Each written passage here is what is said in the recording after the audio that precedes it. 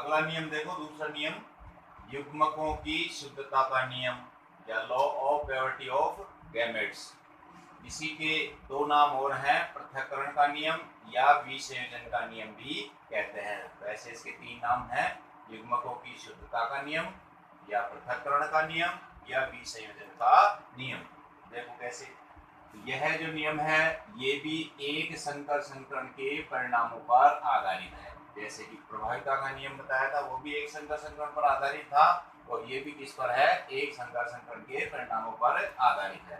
इस नियम के अनुसार देखो क्या कह रहे हैं कि जब दो विषम युग्मजी या अशुद्ध जनकों के मध्य यदि संकरण करवाया जाता है तो इन विषम युग्मजी में उपस्थित जो भी अलग अलग युग्म विकल्पी या जीन जो होते हैं, क्योंकि विषम युग्मजी है तो अलग अलग युग्म विकल्पी होंगे, इसके अलग अलग जीन होंगे, तो ये जीन जो है जीवन भर साथ रहते हुए भी, यानी हमेशा साथ रहते हैं ये, और जीवन भर साथ रहते हुए भी एक दूसरे पर विपरीत प्रभाव नहीं डालते हैं, या ये कहें कि एक युग्म विकल्प के कारण दूसरा नष्ट नहीं होगा, दूसरे के कारण पहला नष्ट नहीं होगा।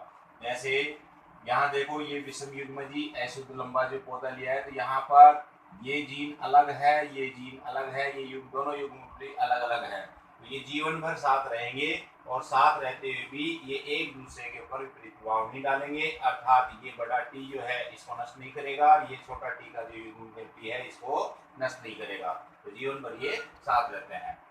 तो इस प्रकार से प्रभाव नहीं डालेंगे। और युग्मक जब बनते हैं तो युग्मक बनते समय प्रत्येक युग्म विकल्पी, यानी ये बड़ा टी अलग और ये अलग, दोनों क्या होंगे, अलग अलग युग्मकों के अंदर चले जाते हैं। जैसे कि ये यहाँ पर बड़ा टी छोटा टी विषम युग्मजी जनक ले लिया, इधर से कोई जनक ले लिया, तो दोनों में जैसे ही पार्श्व विभाजन होगा युग्मक बनेंगे, युग्मक बनते समय ये टी अलग युग्मक बन जाएगा, ये टी अलग युग्मक बन जाएगा, जबकि दोनों ये यहाँ पर ये साथ थे, साथ रहते हुए भी विपरीत प्रभाव नहीं आ रहा है कि भाई किसी के कारण कोई ऐसा दूसरा नष्ट हो जाए, ऐसा नहीं होगा, दोनों ही क्या होंगे, शुद्ध रूप से युग्मकों के अंदर चले जाते हैं।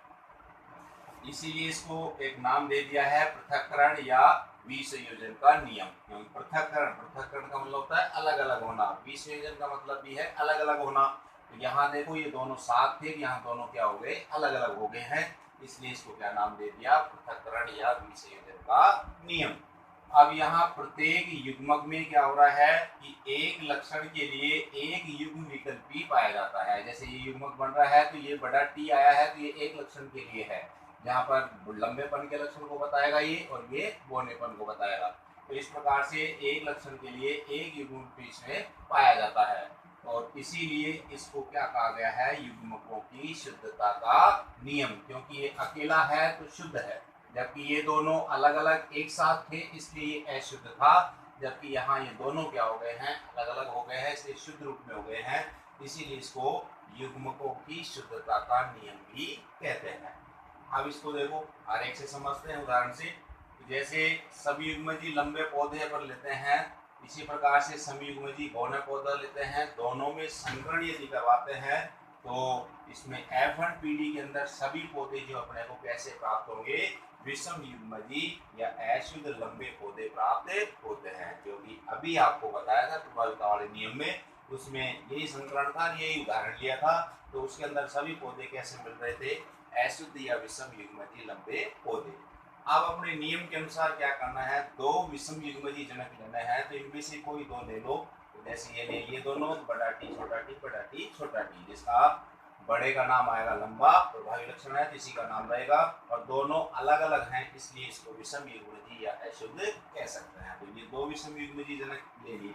अब इसमें यदि अपन संकरण करवा रहे हैं तो इसी के अंदर समझा रहे हैं ये कि इसमें उपस्थित अलग अलग युग्म विकल्पी, जैसे ये है, ये जो जनक है इसमें दो विकल्प है, कौन कौन से, बड़ा टी और छोटा टी, ये दोनों अलग अलग होते हुए भी क्या होते हैं, जीवन भर साथ रहेंगे और एक दूसरे पर विपरीत प्रभाव नहीं डालते हैं। और जैसे इसमें युग्मक बनेंगे तो युग्मक बनते समय ये शुद्ध रूप के अंदर प्रकट हो जाते हैं, ये अलग अलग युग्मकों में चले जाते हैं। तो इस प्रकार से ये चले जाएंगे, और जैसे इसकी F2 पीढ़ी आएगी तो उसमें आपको फिर ये लंबेपन का लक्षण भी नजर आएगा, बौनेपन का लक्षण भी नजर आएगा। तो इस प्रकार से इसमें दोनों प्रकार के पौधे अपने को मिलेंगे, लंबा भी मिलेगा और कोना भी मिलेगा। तो ये आपकी FPD प्राप्त होगी। अब देखो इसका वर्णन कैसे लिखना है। तो जब समयुग्मजी या शुद्ध लंबे जिसका संकेत बड़ा टी, इसी प्रकार से समयुग्मजी या शुद्ध बोने छोटा टी पौधों में यदि संकरण करवाया जाता है तो F1PD में सभी संकर या जो संततियां प्राप्त हो रही है वो विषम युग्मजी अशुद्ध लंबे पौधे के रूप में प्राप्त होते हैं। अब इन विषम युग्मजियों में दोनों में क्या हो रहा है, युग्म विकल्पी जो है, जो कि दो प्रकार के युग्म विकल्पी हैं इसमें, बड़ा टी और छोटा टी, ये दोनों क्या है, अलग अलग होते हुए भी साथ साथ रहते हैं और एक दूसरे को संदूषित नहीं करते हैं या एक दूसरे को दूषित नहीं करेंगे या एक दूसरे पर विपरीत प्रभाव नहीं डालेंगे। और युग्मक बनते समय दोनों युग्म विकल्पी एक दूसरे से अलग होकर अलग अलग युग्मकों में पहुंच जाते हैं, जिसके कारण F2PD में होनेपन का लक्षण भी फिर से प्रकट हो जाता है। जो कि नीचे चेकर बोर्ड जो बनाया था उसके अनुसार उसमें देखें तो उसमें ये लक्षण भी अपने को दिखाई दे रहा है, अर्थात ये लक्षण भी फिर से दोबारा से F2PD में प्रकट हो जाता है।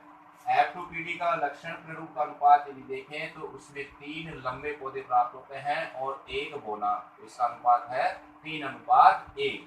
इसी प्रकार जीन प्ररूप का अनुपात यदि देखें तो उसका अनुपात आएगा 1:2:1, जिसमें 1 अनुपात तो किसका है, बड़ा टी का, 2 अनुपात किसका है, बड़ा छोटे टी का, और 1 अनुपात किसका है, छोटे टी का। तो इस प्रकार से हम इसका वर्णन कर सकते हैं।